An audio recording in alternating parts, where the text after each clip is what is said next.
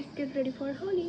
তো আমি পরছি এই সাদা কুর্তিটা আর এই জিন্সটা। আমি জীবনে প্রথমবার হোলি খেলবো সাদা রঙের কুর্তি পরি, কারণ এটা অলরেডি ভুলবশত দাগ বসে গেছে।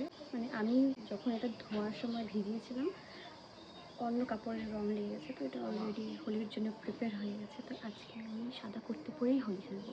এটা আমার হেয়ার স্টাইল আজকের, মানে মোট কথা আমার এই বছরের বসন্ত উৎসবের হাইলাইটই হচ্ছে আমার এটা। বেশ ভালো লাগছে, সাদার সাথে বেশি ফুটছে এটা, আরও কালকের থেকে বেশি। এটা জানি না কীরকম হয়েছে, খুব তাড়াতাড়ি মানে যেমন তেমন করে বেঁধেছি। এত জানি না কীরকম কী হয়েছে না হয়েছে, জাস্ট করা নিয়ে কথা। স্কিন কেয়ারে তো কোনো প্রশ্নই আসে না, ভোরে ভোরে সানস্ক্রিন দেবো, আর এটাই ইম্পর্টেন্ট। আর একটা সানস্ক্রিন ইউজ করছি, সেটা হচ্ছে ডট অ্যান্ড কির। এটা দিলে সব কিছুই হয়ে যাবে, ফাউন্ডেশনের কাজ করবে আর সানস্ক্রিনের কাজ করবে, মেকআপ করারও প্রয়োজন নেই। আর just Dot and Key lip বাম।